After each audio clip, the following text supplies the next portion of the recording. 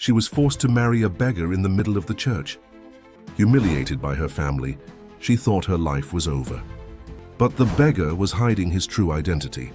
In reality, he was a billionaire in disguise with a shocking plan.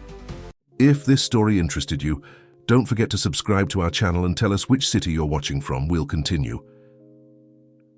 Emily Harrison looked out at the city through the taxi window, feeling the weight of each mile that separated her from New York.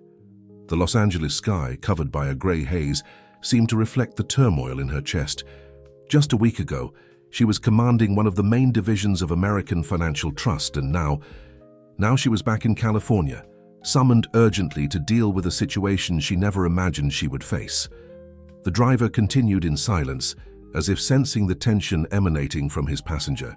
Emily adjusted her impeccable blazer, a habit acquired during years of meetings with the European financial elite.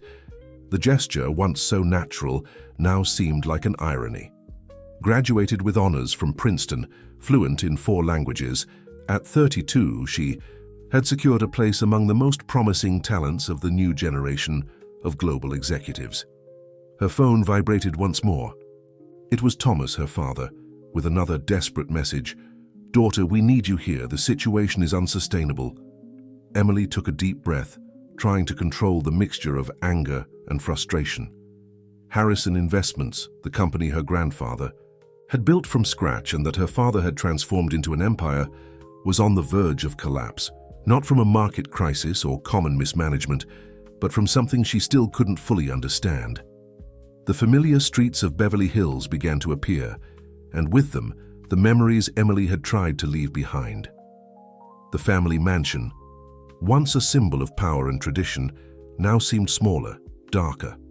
The garden, her mother's pride, showed clear signs of neglect.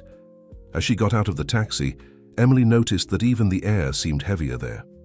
Thomas was waiting for her in the Guy entrance hall, a shadow of the authoritative and confident man she had known.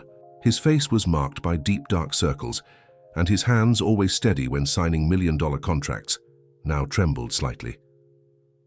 "Emily, my daughter." He moved forward for a hug that she received with rigidity. "You can't imagine how difficult it is. The creditors, the press, the shareholders, everyone wants explanations that I can't give. And why can't you give them, Dad?" Emily disentangled herself, maintaining the professional posture she had learned to use as a shield. "What really happened to the company? The reports I received are confusing, inconsistent. It seems that—" "Not here." Thomas interrupted her, casting a nervous glance to the sides, as if the walls themselves could be listening. "Let's go to my office." The office, once a sanctuary of important decisions, now looked like a battlefield. Scattered papers, computer, screens showing graphs in free fall, a half-empty bottle of whiskey on the mahogany desk. Thomas closed the door and the curtains, a gesture that made Emily frown. "Daughter, I need you to understand something." He sat heavily in his armchair. "Not everything is as it seems. The situation is much more complex than the numbers show." "Then explain it to me, Dad. That's why I'm here." Emily remained standing, her eyes fixed on the man she had always admired, and who now seemed like a stranger. "I can't explain everything now, but there is a solution." Thomas avoided her gaze. "A solution that depends on you." The tone of his voice made Emily feel a chill down her spine. Years of experience in the financial market had taught her to recognize when something was wrong, fundamentally wrong. "What kind of solution?" she asked, although a part of her already knew she wouldn't like the answer. Thomas rose slowly, walked to the window, and stood observing the neglected garden. "Emily, do you trust me?" "I did." The answer came before she could think. "Until I discovered the company was failing without any clear explanation. There is a way to save everything." He turned, and there was something in his eyes that Emily had never seen before. Fear, guilt. "But you need to get married." The silence that followed was deafening. Emily felt as if the ground had disappeared beneath her feet. "What did you say?" "It's a necessary arrangement." Thomas began to explain, the words coming out hurriedly. "Everything is already settled. The wedding will be tomorrow." Emily let out an incredulous laugh. Dad, this is ridiculous. We're in 2025, not the 19th century. I'm not going to get married to save the company. There must be another way. There isn't. The firmness in his voice frightened her. And you don't have a choice, Emily. If you don't do this, everything your mother and I built, everything your grandfather dreamed of, will disappear.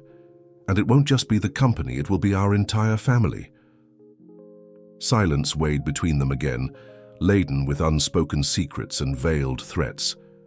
Emily felt the world she knew crumble around her. In less than a week, she had lost her position, her independence, and apparently her right to choose. "Who is he?" she finally asked, her voice a controlled whisper. Thomas hesitated, and at that moment, Emily knew the worst was yet to come.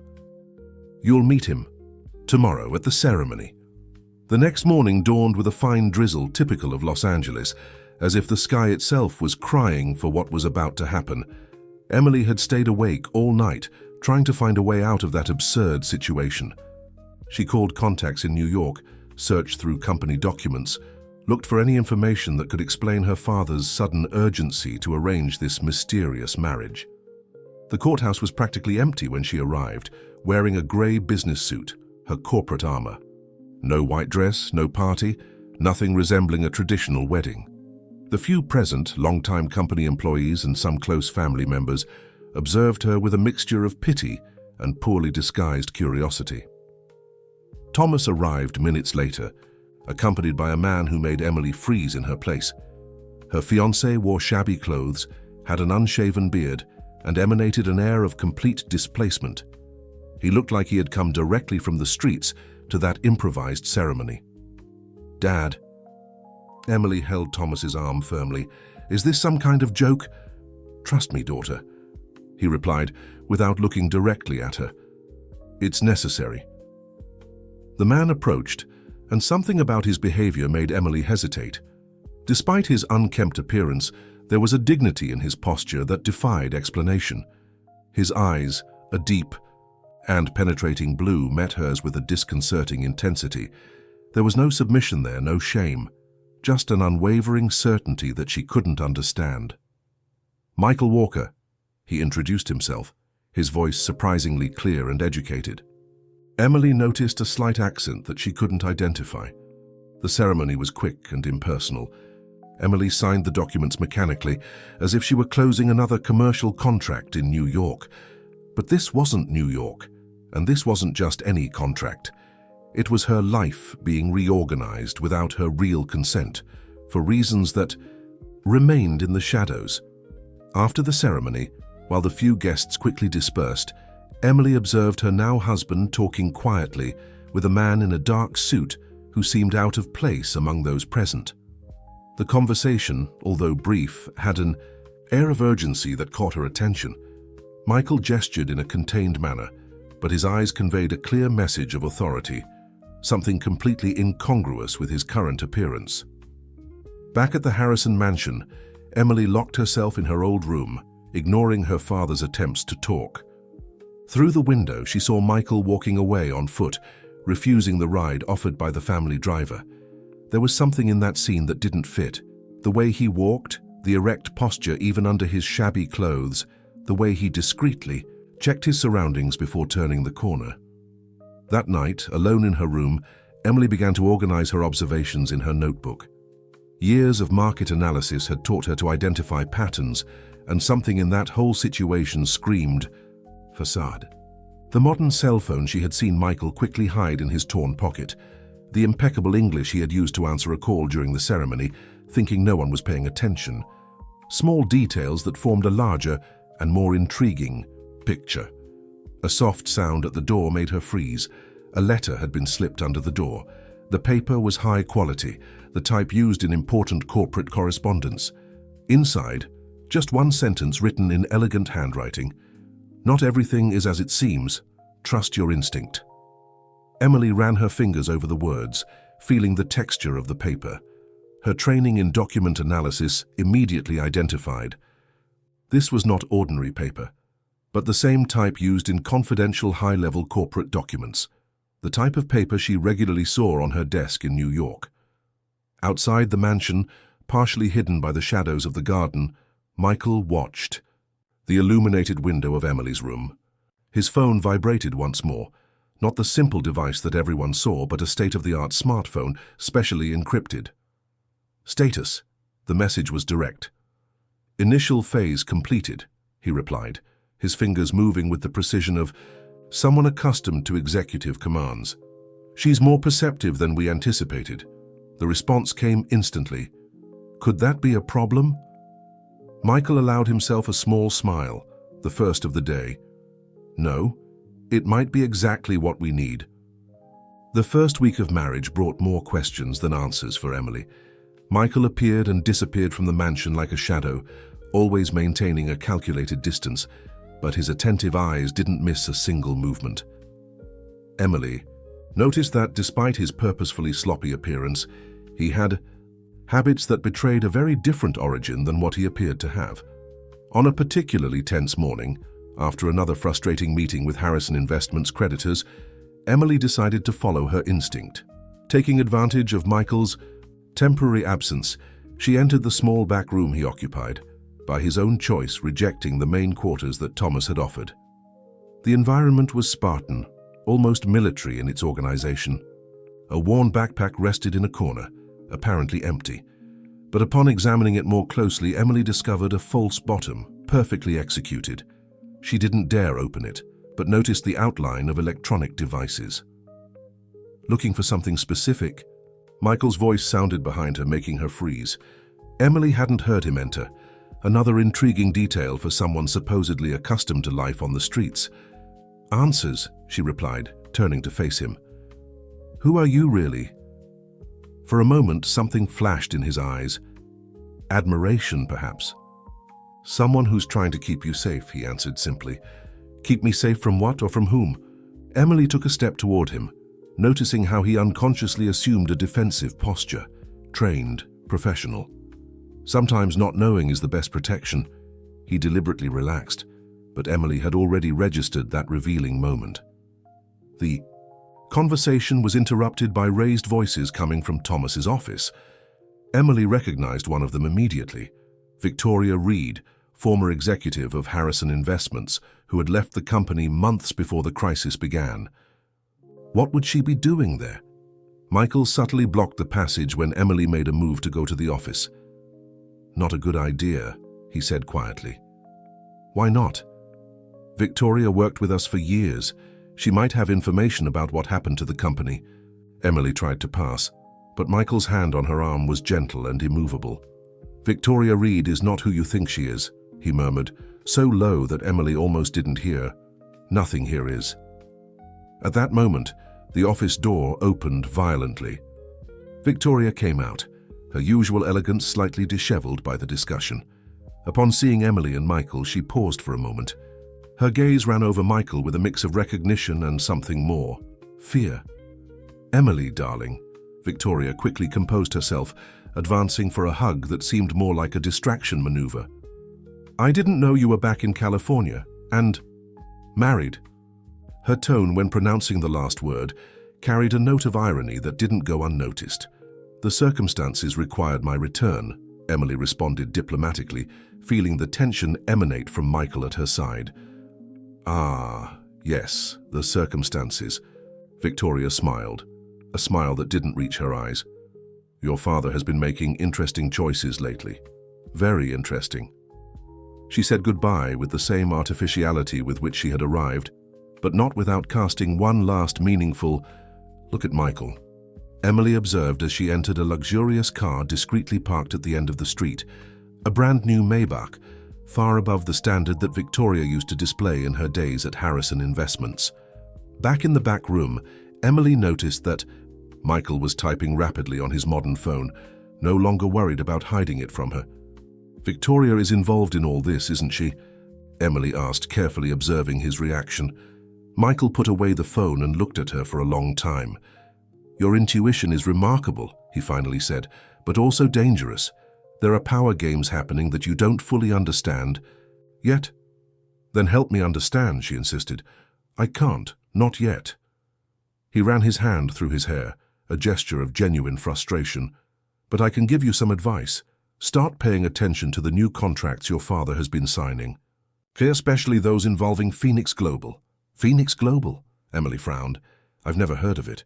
Exactly, Michael responded, already heading for the door. And there's a reason for that. That night, Emily couldn't sleep.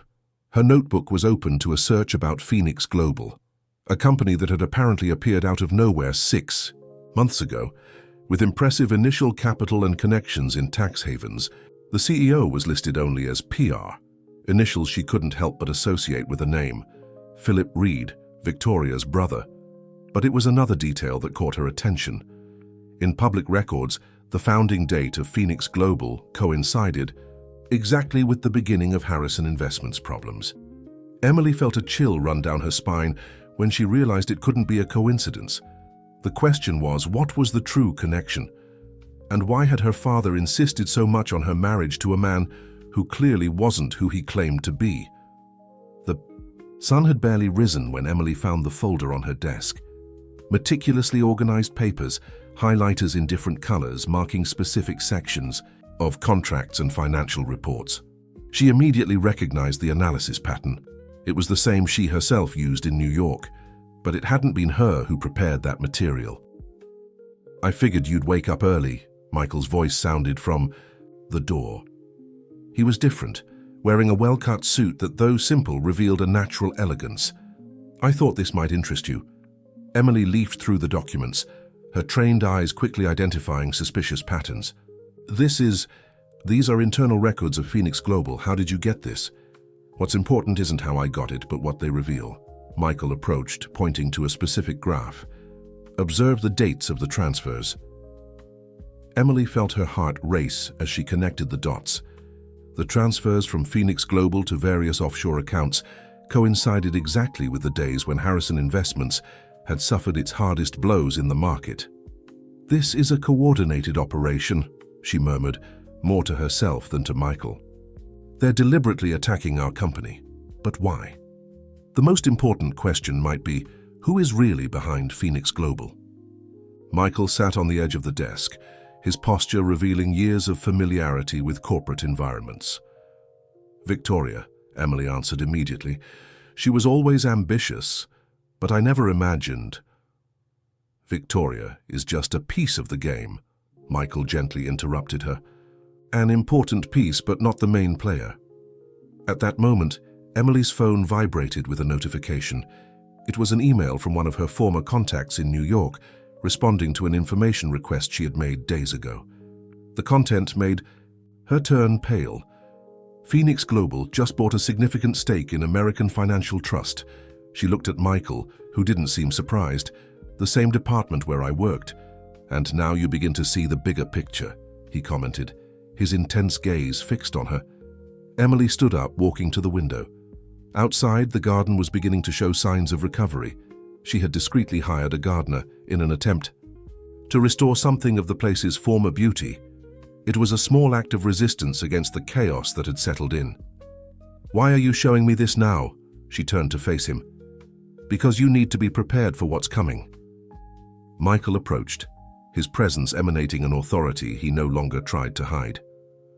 Victoria is going to make an offer to your father today, an offer he won't be able to refuse, unless we have a plan. What kind of offer? A merger. Phoenix Global wants to absorb Harrison Investments, but not for the usual market reasons. He paused, carefully choosing his words. They want something specific that your company has, something that not even your father knows it possesses. Emily felt a chill. Project Artemis, she whispered. Michael raised an eyebrow, clearly surprised by her knowledge. How do you know about that? I found references in the company's old files, a sustainable development project in preservation areas initiated by my grandfather, but it was archived years ago when he... Emily hesitated, the memory still painful. When he stepped away, Michael completed gently. But the project wasn't really archived, it was hidden. And now with the new environmental legislation and international carbon agreements, those lands are worth more than the rest of the company combined. A sound of footsteps in the corridor interrupted them. Thomas appeared at the door, his face a mask of concern. "Emily, I need you in the meeting room. Victoria is here with an important proposal." Michael and Emily exchanged a significant look. "I'll change and be right down," she responded to her father, who nodded and withdrew. When they were alone again, Michael gently held Emily's arm. "Remember, Victoria will try to use your past against you. She knows things about New York, about your departure from the bank." "How could she know?" Emily frowned. "Unless—" Her eyes widened with the sudden understanding. "Unless she had been planning this for much longer than we imagined," Michael confirmed.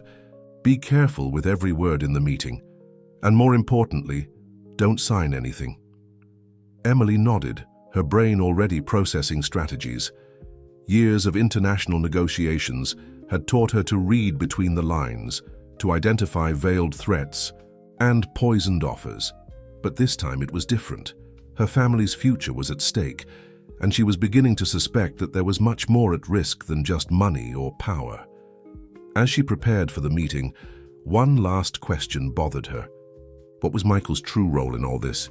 He clearly knew too much to be a simple observer, but his actions seemed motivated by something beyond self-interest.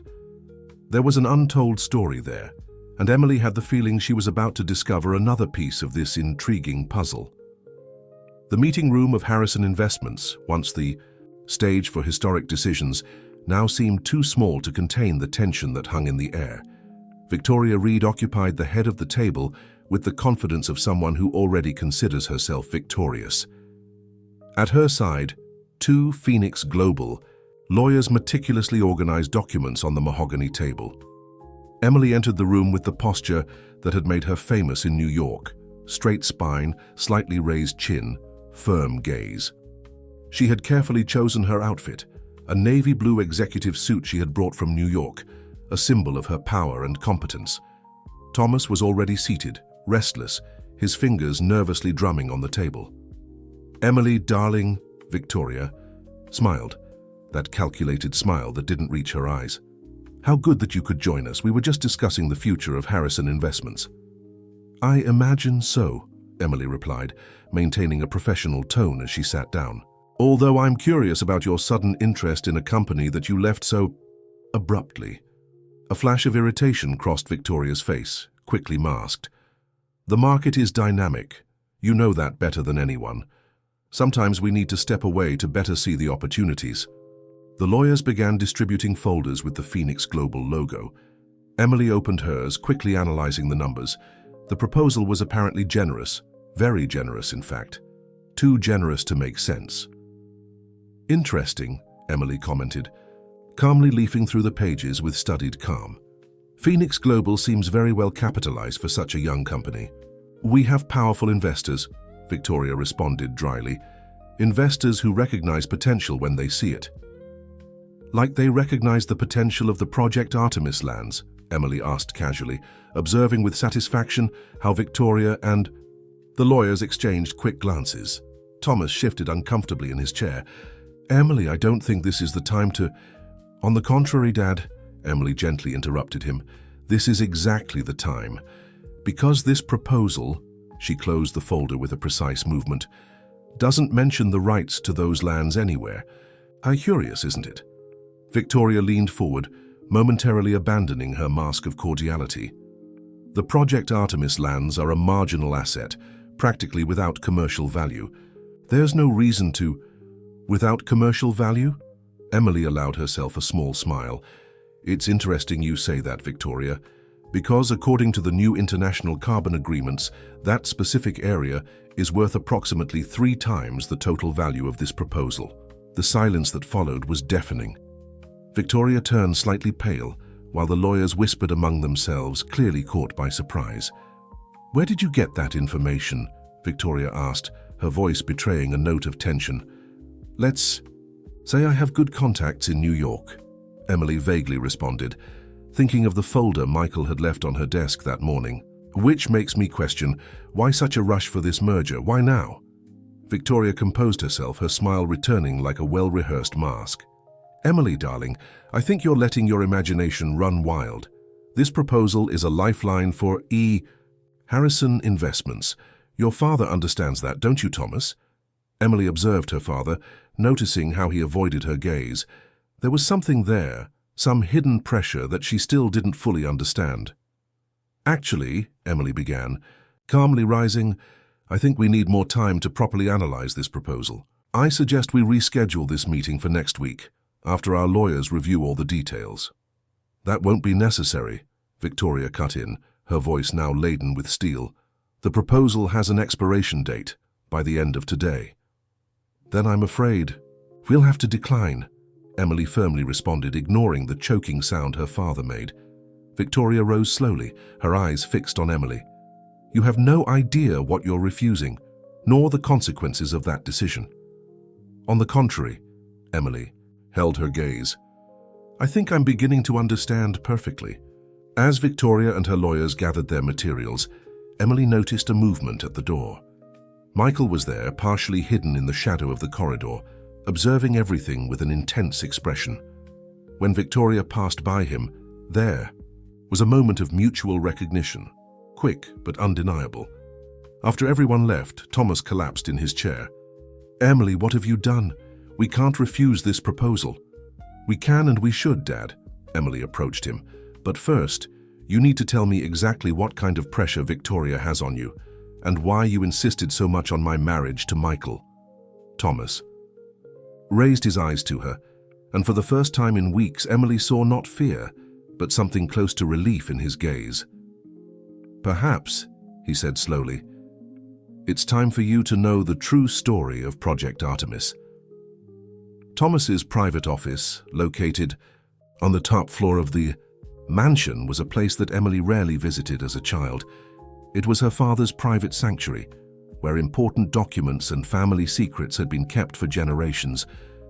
Now, watching him open an old safe hidden behind a painting, Emily felt the weight of family history on her shoulders. Project Artemis, Thomas began, removing a yellowed folder from the safe, was not just an environmental preservation project. It was your grandfather's life's work, something much bigger than any of us imagined at the time. Emily approached as he spread old photographs on the table. In the images, her grandfather appeared alongside international scientists and researchers, all gathered amid the lush forest. "In 1985, your grandfather discovered something on the project lands," Thomas continued, his voice low as if he feared being heard. "Something that could revolutionize the way we produce clean energy. A discovery that he decided to protect, keeping it secret until the world was ready." "What kind of discovery?" Emily asked, examining the documents with growing fascination. "A tanu type of mineral," Michael answered from the door, making both of them start. He entered the office, now wearing formal clothes that seemed much more natural on him than his previous rags. "A mineral with unique properties for storing solar energy."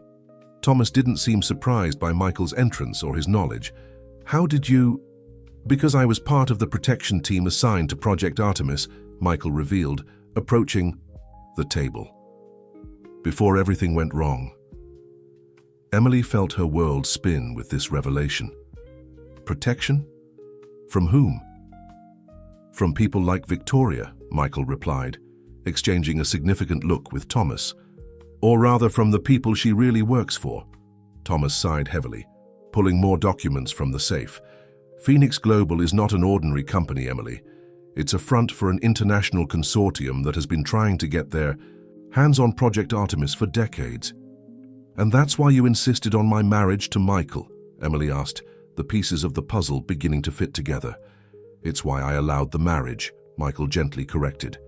"Your father had no choice. Victoria was using compromising information to force him to sell the company." "What information?" Thomas and Michael exchanged glances again until her father finally spoke. "Victoria discovered documents linking our family to an international scheme for protecting persecuted researchers. Your grandfather, he helped scientists escape organizations that wanted to use their discoveries for questionable purposes." "How did she get those documents?" Emily asked, although she already suspected the answer. "Because I handed them to her," a new voice answered from the door.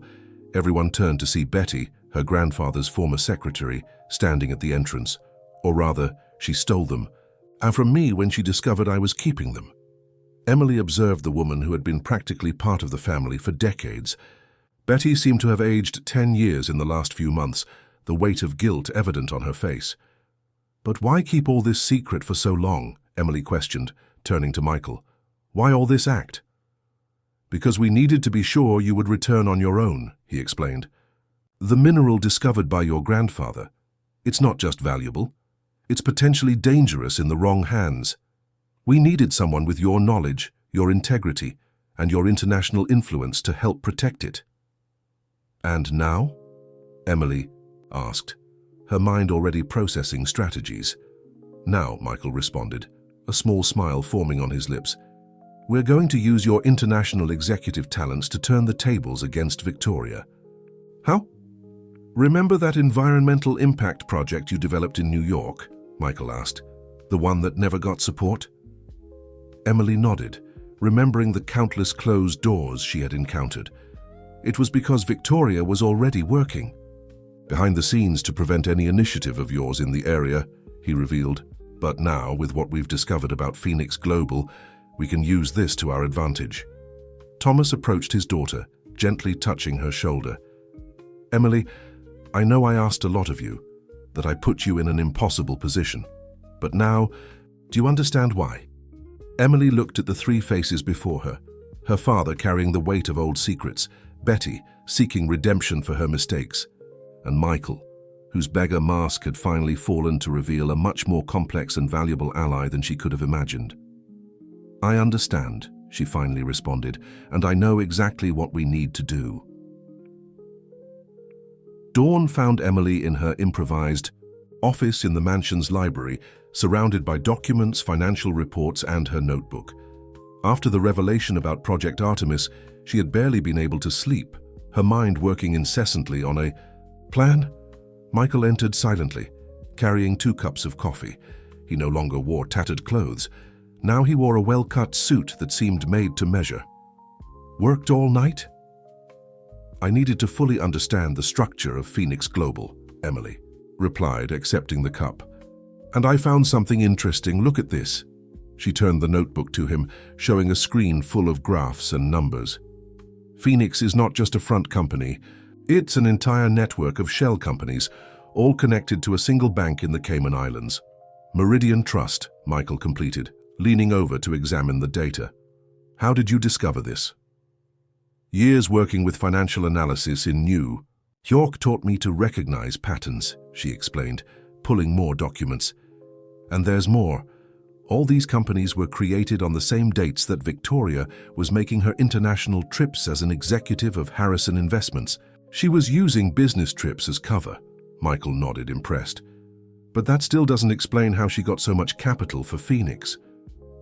Emily smiled, a smile that recalled the times when she closed big deals in New York. "That's the most interesting part. The money isn't hers."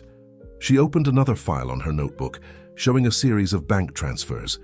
All of Phoenix Global's capital comes from a single source, Blackstone Corporation. Michael tensed at hearing the name. "Are you sure?" "Absolutely. And you know what the biggest irony is?" Emily stood up, walking to the window. "Blackstone is on the verge of financial collapse. They bet everything on this operation." "How do you know that?" "Because I was negotiating a merger with them in New York before all this happened," she revealed. "At the time, it didn't make sense. They seemed solid, but now you understand why we needed you." A new voice entered the conversation. Betty was standing at the door carrying an old folder. "It wasn't just for your knowledge of the financial market." The former secretary approached, placing the folder on the table.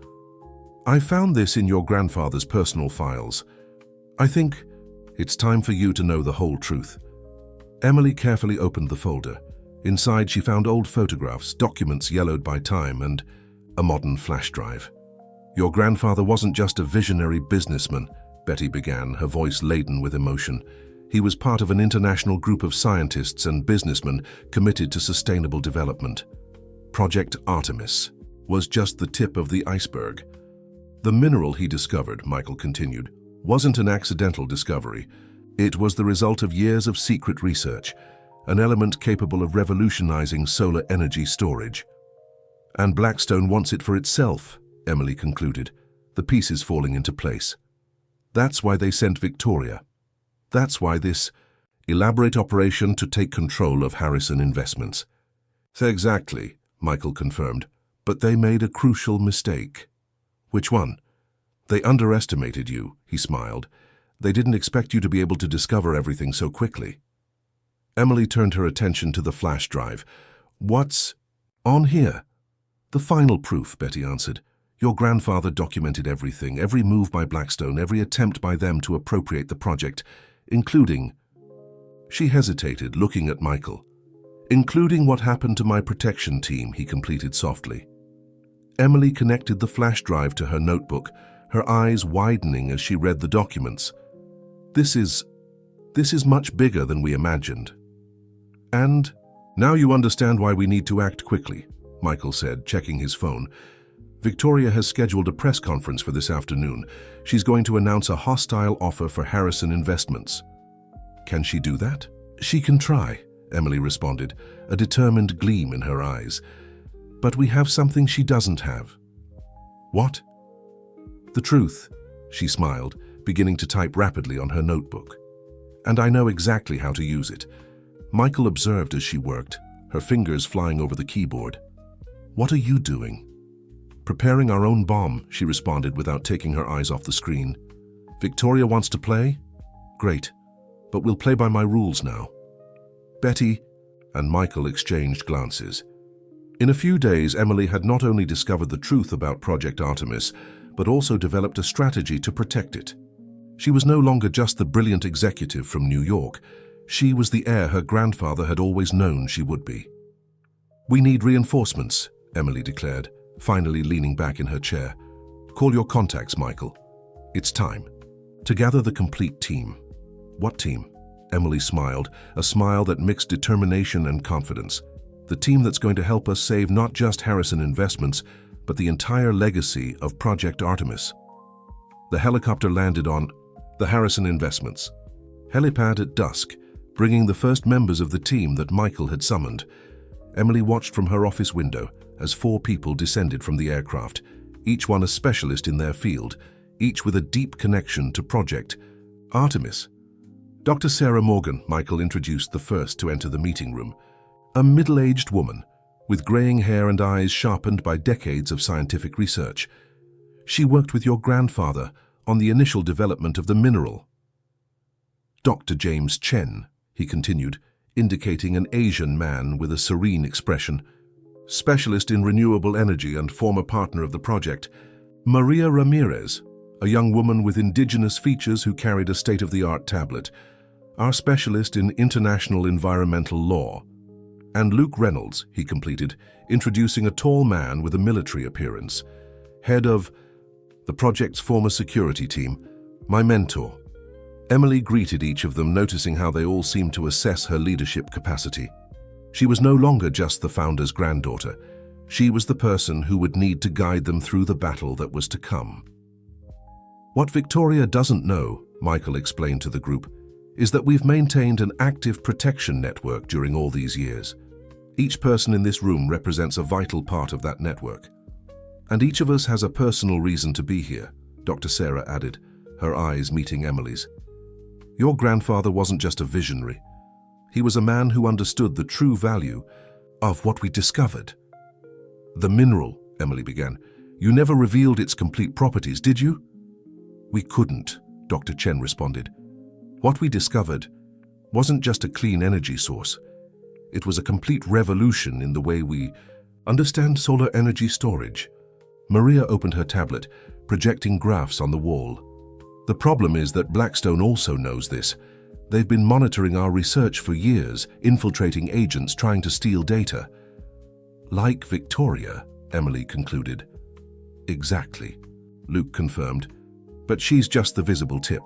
Blackstone has a much larger network of operators. And that's why we need to act now, Emily declared, standing up. Victoria's press conference is our perfect opportunity. What do you have in mind? Michael asked, recognizing the strategic gleam in her eyes. Emily walked to the whiteboard and began to write. Victoria will try to use the media to pressure the shareholders, She'll present Harrison Investments as a bankrupt company desperate for salvation. But we're going to change the narrative, she smiled. Dr. Sarah, I need you to prepare a presentation on the environmental impact of the mineral. Dr. Chen, I want economic projections on renewable energy. Maria, prepare a report on the legal implications of Blackstone's attempts to appropriate protected research. And me? Luke asked. You're going to help me protect our biggest trump card, Emily responded, exchanging a significant look with Michael. The prototype, Michael murmured. You know where it is? Better than that, Emily smiled. I know how to use it. She opened her folder, revealing a set of blueprints and diagrams. My grandfather didn't just leave records. He left detailed instructions on how the mineral should be used, and more importantly, he left a plan for large-scale implementation. Project Phoenix, Dr. Sarah whispered, recognizing the documents.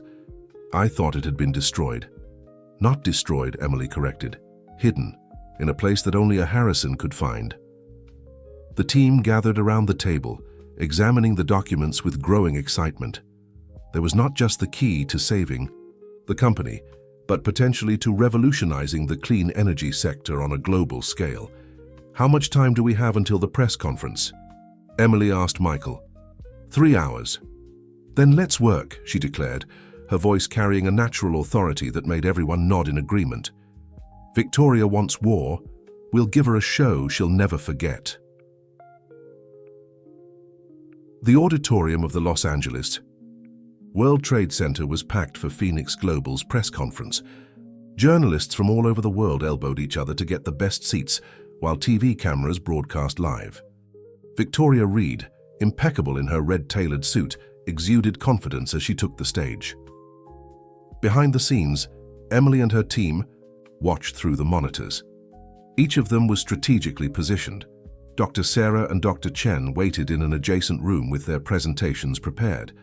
Maria was connected with a team of international lawyers via video conference. Luke coordinated security, ensuring that each exit and entrance was under surveillance. She brought her brother, Michael murmured, noticing Philip Reed seated in the front row. And apparently, half of Blackstone's board is here too. Emily adjusted her own navy blue tailored suit, a half smile. On her lips. Perfect. The more witnesses, the better. Victoria began her presentation with mastery, painting a grim picture of Harrison Investments' situation. Carefully selected graphs and numbers projected an image of inevitable decline. It is with regret that we announce that Harrison Investments, once a symbol of business excellence, finds itself in a critical situation, Victoria declared, her voice laden with false concern. However, Phoenix Global is prepared to make an offer that will save not only the company, but all the jobs and investments involved. It was at that moment that Emily made her move. Walking down the central corridor of the auditorium, she attracted all eyes. Victoria hesitated for a moment, her mask of confidence wavering slightly. What an interesting coincidence, Victoria, Emily projected her voice, years of international presentations evident in her posture. Because I also have an announcement to make. Murmurs ran through the auditorium as Emily took the stage. Victoria stepped to the side, clearly uncomfortable with the unplanned intrusion. Ladies and gentlemen, Emily began, naturally taking control of the microphone. Phoenix Global has painted a very interesting picture of the situation, but as any good financial analyst knows, it's always important to verify the sources of the data. With a gesture, she activated her own presentation. On the screen, Blackstone Corporation documents began to appear. For example, it would be interesting to know that Phoenix Global is not an independent company, Emily continued, her voice calm and professional. In fact, it's a direct subsidiary of Blackstone Corporation, a company that curiously is on the verge of bankruptcy. Victoria stepped forward, trying to interrupt. This is defamation. I'll sue. Lawsuit for disclosing public information. Victoria, Emily smiled, projecting more documents. Or should I say Amanda Pierce? The auditorium erupted in buzz when Victoria's former name appeared on the screen, along with records linking her directly to Blackstone. But that's not even the most interesting part, Emily continued, signaling to her team. Dr. Sarah Morgan and Dr. James Chen, would you please join us? The two scientists took the stage, carrying with them the authority of decades of research. Victoria visibly paled upon recognizing them. Phoenix Global's, or rather Blackstone's, real interest is not to save Harrison Investments, Emily declared. It's to appropriate Project Artemis and its revolutionary clean energy technology. Dr. Sarah took the microphone, beginning to explain the technical aspects of the project, while Dr. Chen presented economic impact projections. With each new, a revelation, the journalists typed frantically on their notebooks. But you see, Emily took back the word, her voice now carrying a tone of contained triumph. Harrison Investments doesn't need salvation. In fact, she made a dramatic pause, savoring the moment. We've just closed an international partnership with the European Renewable Energy Consortium, a €5 billion agreement for the development and implementation of Project Artemis technology on a global scale. Victoria visibly staggered, while Philip Reed rose from his chair, his face red with fury. At the back of the auditorium, Michael smiled, holding in his hands the freshly signed contracts. And there's more, Emily continued, relentless. Maria Ramirez, our environmental law specialist, has just filed an international action against Blackstone for industrial espionage and attempted misappropriation of protected technology. Chaos settled in the auditorium. Journalists shouted questions, cameras fired, and in the midst of it all, Victoria Reed, or Amanda Pierce, looked like an ice statue about to melt under the spotlight lights. In the hours following the press conference, the corporate world was in turmoil. Blackstone Corporation's shares plummeted, while Harrison Investments experienced a sudden appreciation. Victoria had disappeared from the auditorium amid the chaos, escorted by security guards, while Philip Reed faced a horde of journalists hungry for explanations. Back at the Harrison mansion, Emily found her father in the library, watching the key. Repercussions on television. Thomas looked 10 years younger, as if an enormous weight had been lifted from his shoulders. "You did it, daughter," he said when she entered, his voice choked with emotion. "You not only saved the company, you realized your grandfather's dream." "We did it, Dad," Emily gently corrected, sitting beside him. "All of us." The library door opened, giving way to Michael, now wearing an impeccable suit that perfectly matched his true personality. "The contracts with the European Consortium have been officially registered," he announced, "and the legal team just confirmed Blackstone is officially under investigation on 3 continents." Emily nodded, satisfied. "And Victoria?" "Disappeared," Michael replied, a small smile on his lips. "But she won't go far. Interpol is already monitoring all her possible destinations." Dr. Sarah and Dr. Chen entered the library, followed by Maria and Luke. Each of them carried an expression of achievement that went beyond corporate victory. It was the satisfaction of seeing an important legacy finally protected. "The prototype is secure," Luke informed, "and the research teams are already preparing to resume work. With adequate funding this time," Dr. Chen added, his eyes shining with enthusiasm. "The European Consortium is not sparing resources." Emily stood up, walking to her grandfather's old desk. From a secret drawer, she withdrew a small object that shone with its own light, a sample of the mineral that had caused that whole story. "You know what's most ironic?" she asked, holding the mineral against the light. Victoria and Blackstone were so focused on stealing the technology that they didn't realize the true value of Project Artemis. "Which would be?" Maria asked, curious. "My grandfather's vision," Emily replied, her gaze lost in the reflections of the mineral. "He didn't just want to create a new energy source. He wanted to ensure it would be used for the common good, not to enrich a small group of people." Michael approached, placing a gentle hand on her shoulder. "And now?" Emily smiled, a smile that mixed determination and hope. "Now we begin the real work. Project Artemis will be what it was always meant, to be a path to clean and accessible energy for everyone." "And what about us?" Michael asked quietly, when the others began to disperse for their respective commitments. Emily turned to face him, seeing no longer the supposed beggar her father had forced her to marry, but the man who had risked everything to protect something greater than themselves. "I think we need a real marriage," she replied with a smile. "No disguises this time." Thomas observed the scene with tears in his eyes, finally understanding that his actions, although motivated by desperation, had led to something extraordinary. His daughter had not only saved the company, she had found her true path and someone to share it with. Outside the mansion, the garden was beginning to show signs of renewal, just like Harrison Investments itself. The first stars were beginning to appear in the Los Angeles sky, silent witnesses to a story that was far from over. The mineral continued to shine in Emily's hand, a constant reminder that sometimes the greatest treasures are not those we can possess, but those we must protect, for the good of all. And while the corporate world was still digesting the events of that day, a new era was beginning, an era in which truth had proven to be more powerful than any fortune. A week after the press conference that shook the financial market, the headquarters of Harrison Investments pulsed with renewed energy. The once silent corridors now echoed with the sound of animated conversations and hurried steps. On the 30th floor, Emily conducted her first official meeting as CEO of the company.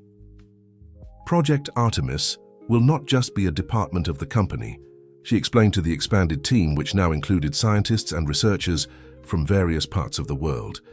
It will be the heart of everything we do from now on. Dr. Chen projected graphs showing the potential for implementing the technology in different regions of the globe. With the support of the European consortium, we can begin industrial-scale tests in 3 months.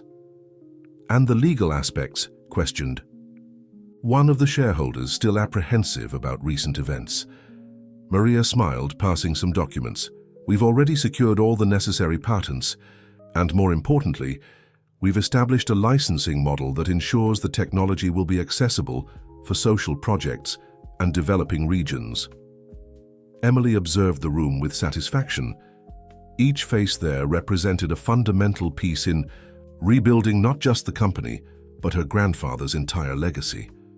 Her gaze met Michael's, who was discreetly following the meeting from a corner of the room. He no longer needed disguises, but still maintained the habit of observing everything with meticulous attention. After the meeting, as they walked together through the gardens of the mansion, now completely restored, Emily and Michael discussed the next steps. "Blackstone is officially in the process of dissolution," Michael informed, checking his phone. "And Victoria? Well, she was located trying to board for the Maldives with fake documents. And Philip? Decided to cooperate with the investigations. Apparently, siblings don't always share the same values." Emily stopped near a newly restored fountain, observing the sun's reflection in the water. "You know what's most surprising in all this? How people are reacting to Project Artemis. It's not just about clean energy. It's about hope." Michael approached, taking her hands in his. "Your grandfather always knew this moment would come. That's why he protected the project so much. It wasn't paranoia, it was vision for the future." "And you?" Emily asked, turning to face him. "Did you always know it would end like this?" He laughed softly.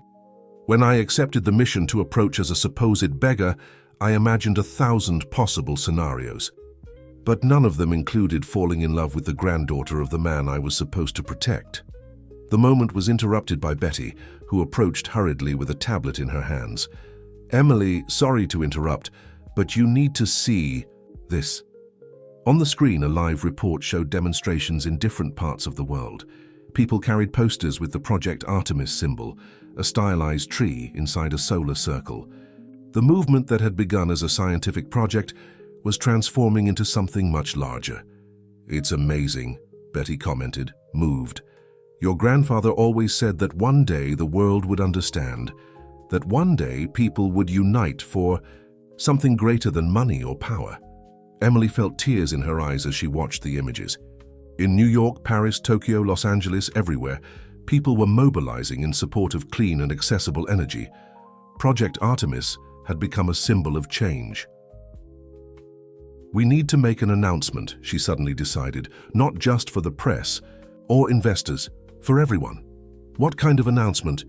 Michael asked, although his smile suggested he already knew the answer. "We're going to open the main laboratory for public visitation," Emily declared. "Show people exactly what we're doing, how it works, what the real impact is. No secrets, no corporate games." "Your father will have a fit," Betty commented, but she was smiling. "My father will understand," Emily responded confidently, "because I finally understood what my grandfather was trying to teach me when I was a child.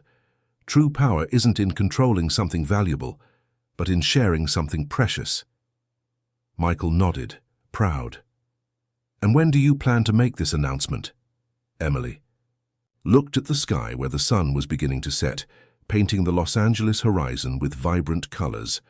"Tomorrow, in fact," she smiled, an idea taking shape in her mind. "I think it's time we did more than a simple announcement." The Artemis Research Center, officially inaugurated that sunny morning, was an impressive sight. The building, designed with sustainable technology and entirely powered by solar energy, shone like a beacon of hope in the urban landscape of Los Angeles. Hundreds of people, scientists, journalists, students, and ordinary citizens, eagerly awaited the opening of the gates. Emily, wearing an elegant emerald green outfit symbolizing the company's new sustainable identity, prepared for her speech. Beside her, Michael discreetly adjusted the microphone on the stage set up in the center's gardens. "Nervous?" he asked softly. "Curiously, no," she replied, observing the crowd. "For the first time, I feel like I'm exactly where I should be." Thomas approached, accompanied by Dr. Sarah and Dr. Chen. Her father's formerly worried countenance had given way to an expression of pride and serenity. "Daughter," he began, his voice choked, "your grandfather would be so proud, not just of the project, but of who you've become." Emily hugged her father, feeling the weight of the last few weeks dissolve in that gesture of affection. When they separated, she noticed that the crowd had spontaneously fallen silent, awaiting her words. Taking the stage, Emily felt the morning sun on her face and smiled. "Welcome to the Artemis Research Center," she began, her voice clear and strong. "But more than that, welcome to a new chapter in human history." The glass doors of the center opened, revealing an impressive hall where the mineral discovered by her grandfather was on display, protected by a special glass dome. "What you see here is not just a research center," Emily continued. "It's the realization of a dream that began decades ago, when a visionary man decided that the future of energy should not be the privilege of a few, but the right of all." She made a gesture, and large screens began to show images of pilot projects, already underway in underprivileged communities around the world. Artemis technology is already transforming lives, in remote villages in Africa, in isolated communities in the Amazon, in urban areas without access to the traditional power grid. Michael watched with admiration as Emily conducted the presentation. She was no longer just the brilliant executive from New York, nor the reluctant heir to a corporate empire. She was a leader who had found her true purpose. "But today," Emily continued, "I want to announce something even more important. From now on, Harrison Investments will transform into the Artemis Foundation, ABEM, non-profit organization dedicated to democratizing access to clean energy around the world." A buzz of surprise ran through the crowd. Thomas, although already aware of the decision, could not contain his tears. "And to ensure that this legacy continues," Emily smiled, gesturing for Michael to join her on stage, "I have the pleasure of announcing that the research center will be directed by an international team of scientists under the joint leadership of myself and the man who not only helped protect this project, but who taught me the true meaning of partnership." Michael took the stage, no longer the secret protector of the project, but an acknowledged leader alongside Emily. Together, they symbolized the perfect union between business vision and social commitment. "The future we dream of," Emily concluded, her voice laden with emotion, "is not a distant utopia. It's here now within our reach, and I invite each of you to be part of this journey." The gates of the center opened completely, and the crowd began to enter, marveling at the facilities and the practical demonstrations of the technology. Students took photos next to the revolutionary solar panels, scientists animatedly discussed the possibilities for application, and journalists broadcast live to the whole world. In the midst of all that excitement, Emily and Michael found a moment of quietness in the center's suspended garden, a lush green space that reproduced on a small scale the environment where the mineral had been discovered.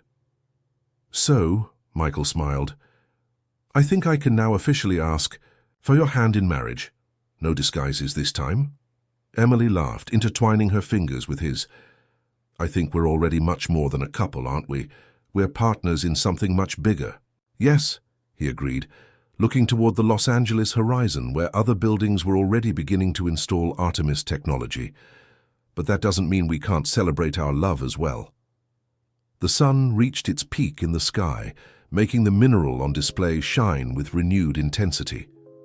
It was as if nature itself was celebrating that moment of transformation, not just of two lives that had met in an unlikely way, but of a legacy that finally found its true purpose. 3 months after the inauguration of the Artemis Research Center, the transformation was visible not only in the physical structure of the former Harrison investments, but also in the spirit of the people involved in the project. The old corporate building had become an innovation hub, where scientists, engineers, and environmental activists worked side by side. Emily was in her new office, very different from the old executive suite. The glass walls allowed natural light to flood the environment, and strategically distributed plants created a more organic atmosphere. On one of the walls, a digital world map showed luminous points representing each Artemis Foundation project in progress. "The results from the Amazon pilot project are in," Maria announced, entering the room with her tablet. "It's even better than we expected." Emily smiled, examining the data. The small riverside community that had received the first complete installation of Artemis technology not only had clean and constant energy, but had begun to develop new sustainability projects. "The women of the community started a cooperative," Maria continued, showing photos. "They're using the extra energy to process local products, create crafts. The average family income has tripled in 3 months. And the environmental impact? Zero deforestation in the area since the project's implementation. In fact, the IC community is leading a reforestation project." Michael entered the room at that moment, returning from a video conference with the European Consortium. "And it's not just there. The results are repeating in all test locations." Emily stood up, approaching the map. Each luminous point represented a story of transformation. In Africa, rural schools finally had constant energy for computers and medical equipment. In India, entire villages had freed themselves from dependence on fossil fuels. "We received 3 more requests for government partnerships today," Michael continued, embracing Emily from behind as they observed the map. "Canada, New Zealand, and Singapore. And the resistance from the big oil companies? Diminishing," he smiled. "It's hard to argue against such positive results. Some are already looking for ways to reinvent themselves using our technology." The intercom rang and Betty's voice sounded excited. "Emily, your father is here with a surprise." Moments later, Thomas entered the office accompanied by a figure that made Emily freeze. Philip Reed, former Blackstone executive and Victoria's brother. "Before you say anything," Thomas raised his hands in an appeasing gesture. "Listen to what he has to say." Philip looked very different from the arrogant man from the press conference. There was a genuine humility in his posture when he addressed Emily. "I've come to make a proposal," he began, placing a folder on the desk. "After cooperating with the investigations, I realized I was on the wrong side of history. Blackstone, Victoria, they were wrong on so many levels. And," Emily maintained her tone neutral, professional. "And I want to help." He opened the folder, revealing detailed documents. "I have information about all of Blackstone's operations in the energy sector, influence networks, secret contracts, lobbying schemes. With this, we can not only protect Project Artemis, but pave the way for its implementation on a global scale." Michael quickly examined the documents, exchanging a significant look with Emily. "This is explosive," Philip completed. "And true?" Every word I'm willing to testify in any necessary forum. Emily studied the man before her for a long moment. Why? Why now? Because I saw what you're doing, he answered simply. I saw the real changes in communities. I saw children gaining access to education, hospitals functioning without interruption, people building better futures. And I realized I spent years pursuing the wrong kind of power. Maria, who had remained silent, finally spoke up. This information could accelerate our expansion by years. Emily walked to the window, observing the movement at the research center. Below, students from various parts of the world were participating in workshops, learning the technology to take back to their countries. It was exactly what her grandfather had dreamed of. You understand, she turned to Philip, that any collaboration will be on our terms, that the knowledge will remain open, accessible. That's exactly why I'm here, he nodded. I don't want control, power, or money. I want to be part of something bigger, something that really matters. Emily exchanged glances with Michael and Maria, receiving silent nods from both. Her father, still standing near the door, had tears in his eyes, tears of pride at seeing his daughter leading not just with competence but with wisdom.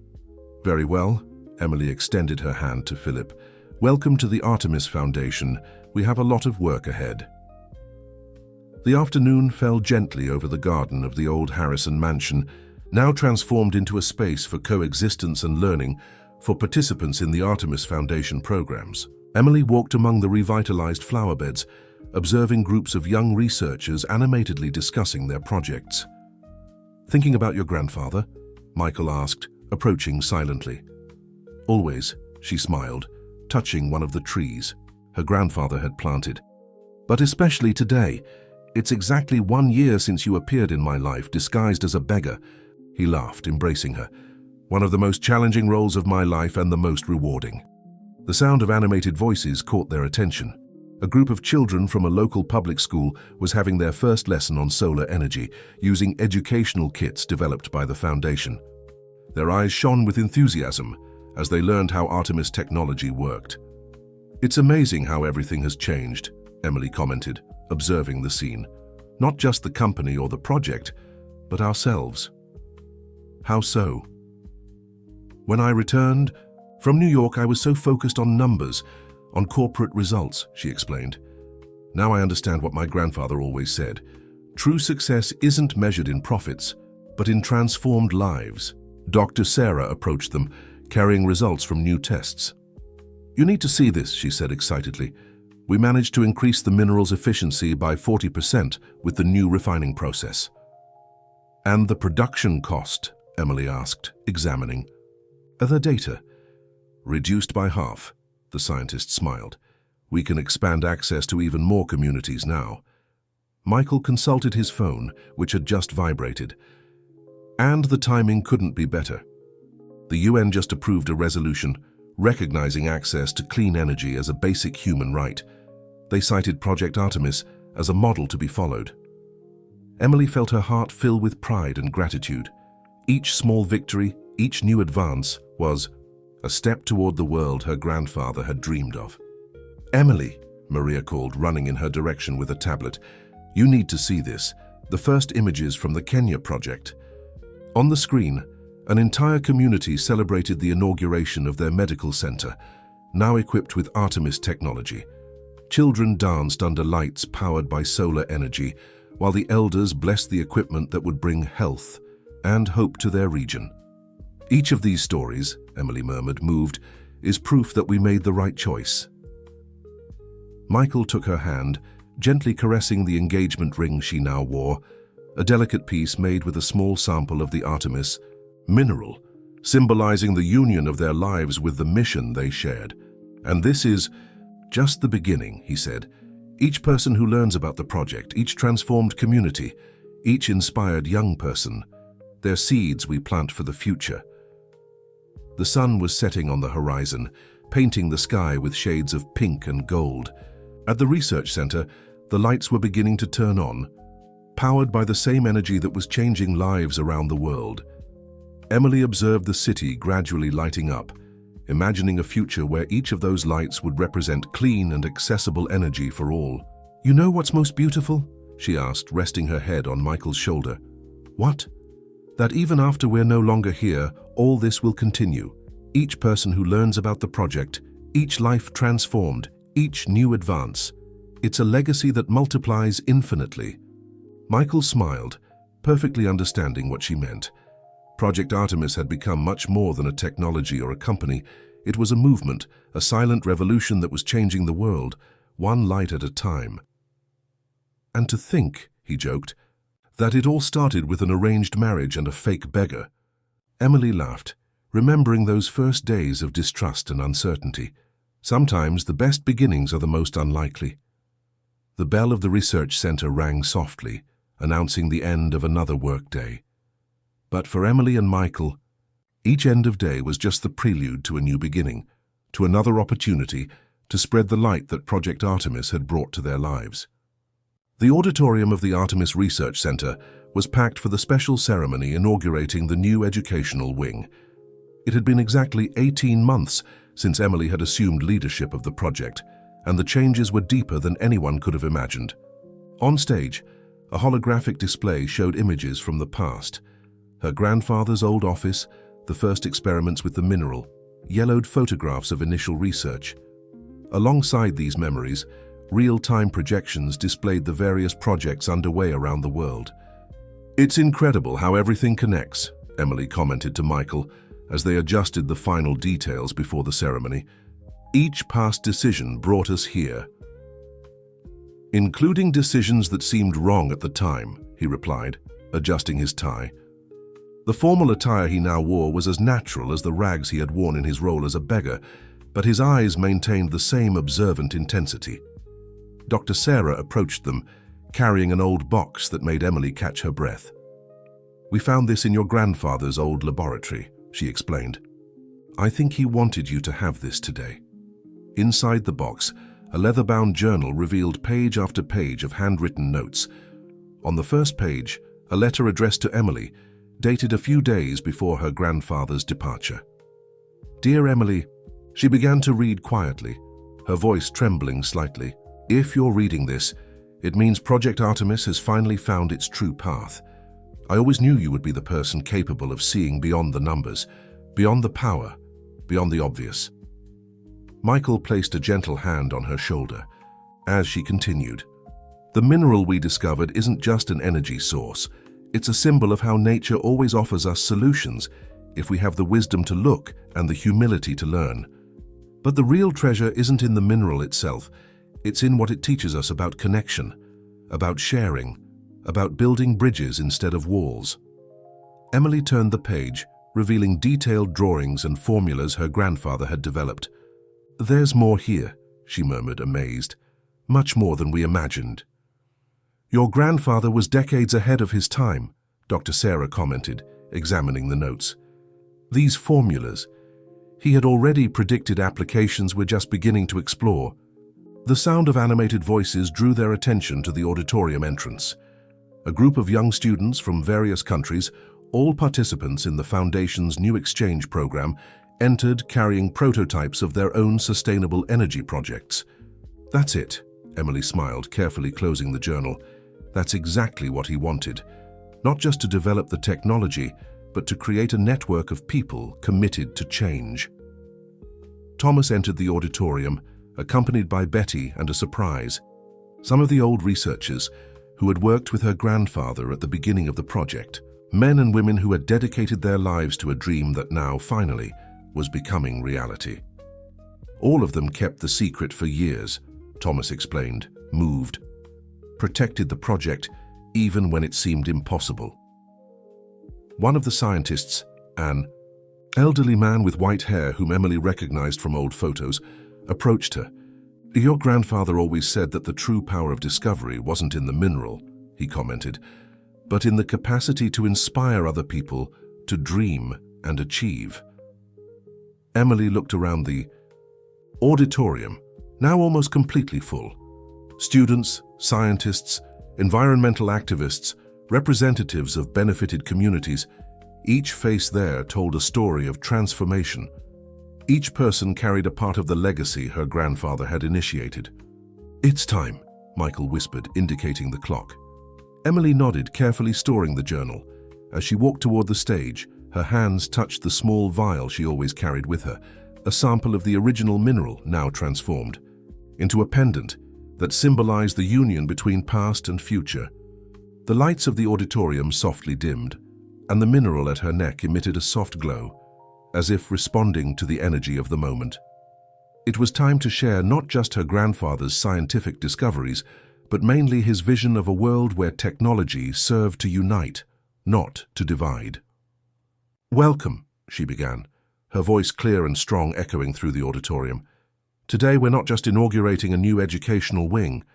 We're celebrating a legacy that began with a dream and now multiplies through each one of you." The sun was setting over Los Angeles, pouring golden tones through the solar panels that now covered a large part of the city's buildings. In the apartment they shared on the top floor of the Artemis Research Center, Emily and Michael prepared for a special moment. "All the video conference links are ready," Maria informed, adjusting the screens that would show participants from different parts of the world. 350 communities connected simultaneously. Emily smiled, adjusting the Artemis mineral necklace she never removed.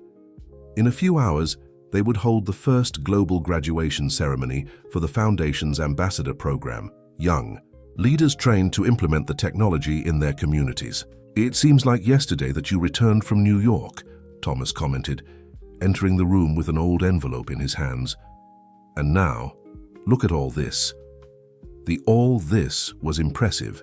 Maps on the walls showed points of light representing each active project, each transformed community, each life touched by her grandfather's legacy. But even more impressive were the people, hundreds of different faces on the screens, united by a common purpose. "I found this today," Thomas handed the envelope to Emily. "Your grandfather left specific instructions for it to be delivered to you at this moment." Carefully, Emily opened the yellowed envelope. Inside, a single sheet of paper contained a short but profound message. "Dear Emily, if you're reading this, it means Project Artemis has finally become what it was always meant to be. Not a source of power or wealth, but a source of light that multiplies infinitely. You've probably already discovered that the real miracle isn't in the mineral itself, but in what it teaches us about connection, about sharing, about growing together. Each person who learns, each community that transforms, each child who dreams of a better future, this is the true renewable energy. The mineral we discovered is just a seed. You, my dear granddaughter, are the gardener who helped that seed blossom into a global garden of possibilities. Continue planting light. With eternal love, your grandfather." Emily felt tears in her eyes as Michael approached, enveloping her in a silent embrace. On the screens around, smiling faces awaited the beginning of the ceremony. People of different cultures, languages, and realities, all connected by the same dream. "It's time," Dr. Sarah gently announced.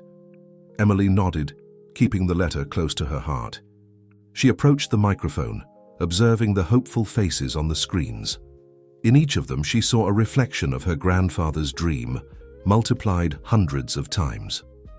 "Good evening, everyone," she began, her voice carrying the emotion of the moment. "Today, we're not just celebrating the formation of a new class of ambassadors. We're celebrating the power of transformation, not just of the energy we use, but of who we are." The screens showed people nodding, some silently crying, all connected by something greater than themselves.